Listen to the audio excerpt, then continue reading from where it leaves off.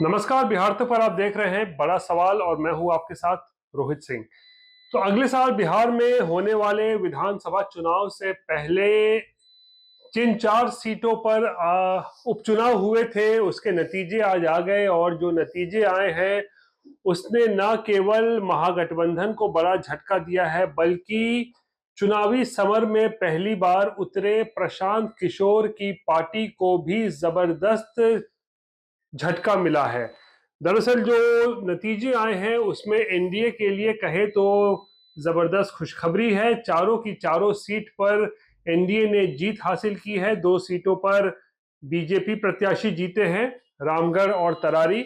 एक पर हिंदुस्तानी अवाम मोर्चा जो कि इमामगंज सीट है और बेलागंज से जेडीयू प्रत्याशी की जीत हुई है। लेकिन आज हम बात कर रहे हैं प्रशांत किशोर की। प्रशांत किशोर जिनकी तकरीबन 1.5 महीने पुरानी पार्टी इस बार चुनावी समर में उतरी थी। 2 अक्टूबर को प्रशांत किशोर ने जन स्वराज पार्टी की घोषणा की थी, अपने पार्टी की स्थापना कर दी थी और उसके बाद उन्होंने ऐलान किया था कि अगले साल बिहार में होने वाले विधानसभा चुनाव से पहले जो उपचुनाव हो रहे हैं 4 सीटों पर उसमें भी वो प्रत्याशी उतारेंगे और उन्होंने प्रत्याशी उतारे भी। और आज जब चुनावी नतीजे आए हैं तो बिल्कुल हैरान परेशान करने वाले नतीजे हैं, कम से कम प्रशांत किशोर के लिए। और इसीलिए कहा जा रहा है कि प्रशांत किशोर अपने पहले ही चुनावी टेस्ट में बुरी तरीके से फेल हो गए हैं। चुनाव लड़ना और चुनाव लड़वाने में फर्क होता है, ये बात अब सबके सामने आ चुकी है। हम बात करते हैं हर एक सीट की जहां पर प्रशांत किशोर के पार्टी के प्रत्याशी जो आज जिनके नतीजे आए हैं, जो चुनाव में खड़े हुए थे। और सबसे पहले बात कर लेते हैं बेलागंज की। अब बेलागंज की बात करिए तो बेलागंज में प्रशांत किशोर की ने मोहम्मद अमजद को प्रत्याशी बनाया था और मोहम्मद अमजद जो है वो चुनावी नतीजों में तीसरे नंबर पर रहे। उनको कुल 17,285 सीटें मिली, जबकि इस सीट से जेडीयू प्रत्याशी मनोरमा देवी की बम्पर जीत हुई है। जबकि आरजेडी सांसद सुरेंद्र यादव के बेटे विश्वनाथ सिंह जो इस सीट से चुनाव लड़ रहे थे वो भी दूसरी नंबर पर आए हैं। यानी कि जेडीयू का जबरदस्त प्रदर्शन है। एक तरफ जहां प्रशांत किशोर के प्रत्याशी तीसरे नंबर पर है, वहीं दूसरे नंबर पर आरजेडी सांसद के बेटे आए हैं। अब ये बेलागंज जो है वो सुरेंद्र यादव का गढ़ रहा है, 8 बार से वो विधायक रहे हैं, लेकिन इसके बावजूद भी अब लगता है उनका किला जो है वो ढह गया है और मनोरमा देवी की यहाँ से जीत हुई है। इसके बाद इमामगंज की बात कर लेते हैं। देखिए, इमामगंज एक ऐसी सीट है जहां पर कुछ हद तक प्रशांत किशोर की पार्टी ने कुछ टक्कर दिया है, चाहे वो एनडीए के प्रत्याशी हो या फिर महागठबंधन के।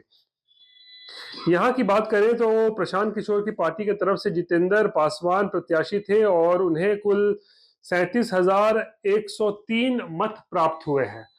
और यहाँ से जीत हुई है केंद्रीय मंत्री जीतन राम मांझी की बहू दीपा मांझी, यहाँ से चुनाव जीती है इमामगंज से और उन्हें कुल 53,435 वोट मिले हैं। जबकि दूसरे नंबर पर आरजेडी के उम्मीदवार रहे रोशन कुमार, उनको 47,490 वोट मिले हैं। तो तीसरे नंबर पर भले ही पीके के प्रत्याशी रहे हों जितेंद्र पासवान, लेकिन 37,000 वोट कम से कम उनको मिला है। तो ये एक अच्छी खबर उनके लिए हो सकती है। लेकिन फिर यहाँ भी बेलागंज की तरह जो है वो तीसरे नंबर पर पीके के उम्मीदवार रहे।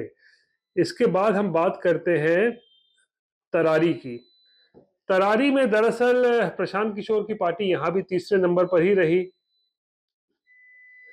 यहाँ पर उनके तरफ से जो किरण सिंह थी उम्मीदवार जन स्वराज पार्टी की, उनको केवल 5,592 वोट मिले। जबकि यहाँ से जीते बीजेपी प्रत्याशी विशाल प्रशांत जो कि बाहुबली और पूर्व विधायक सुनील पांडे के बेटे हैं, बीजेपी के टिकट पर चुनाव लड़ रहे थे, तो उनकी जीत हुई है।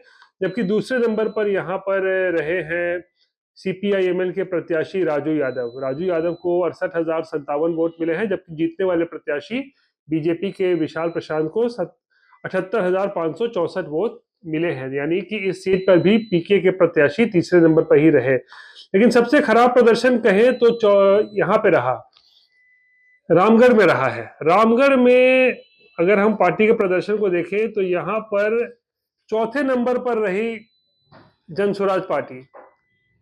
अब यहाँ से जो चुनाव जिन्होंने जीता है वो है अशोक कुमार सिंह, बीजेपी के प्रत्याशी हैं, उन्होंने चुनाव जीता।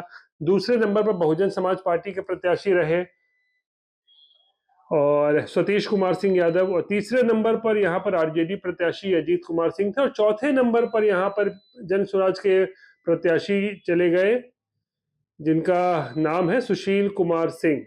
वो चौथे नंबर पर रहे और उन्हें केवल 6,513 वोट मिले। तो अब जो ये चारों सीट के नतीजे आए हैं, इसमें से 3 सीट पर तीसरे नंबर पर पीके की पार्टी रही और 1 सीट पर चौथे नंबर पर रही पीके की पार्टी।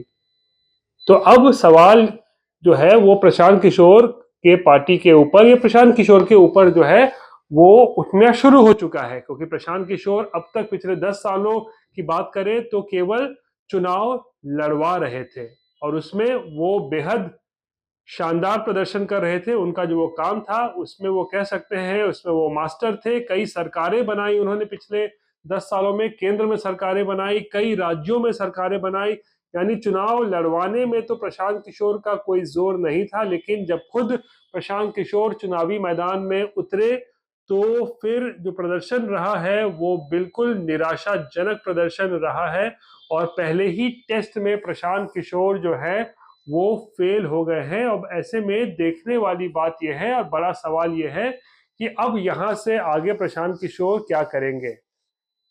क्या वो अगले साल होने वाले बिहार विधानसभा चुनाव में सभी सीटों पर चुनाव लड़ेंगे जैसा कि उन्होंने घोषणा किया है, या फिर अपनी रणनीति में वो कोई बदलाव करेंगे, या किसी पार्टी के साथ किसी दल के साथ गठबंधन करेंगे? ये सभी जो है वो भविष्य के गर्भ में ये तमाम सवालों के जवाब छिपा हुआ है। लेकिन फिलहाल आज की जो बड़ी खबर वो यही है कि प्रशांत किशोर जो चुनावी समर में उतरे थे पहले ही टेस्ट में फेल हो गए हैं। बहरहाल ये थी बिहार से जुड़ी हुई आज की बड़ी खबर। बाकी की तमाम खबरों के लिए आप देखते रहिए बिहार तक और मुझे आज के लिए दीजिए इजाजत। नमस्कार।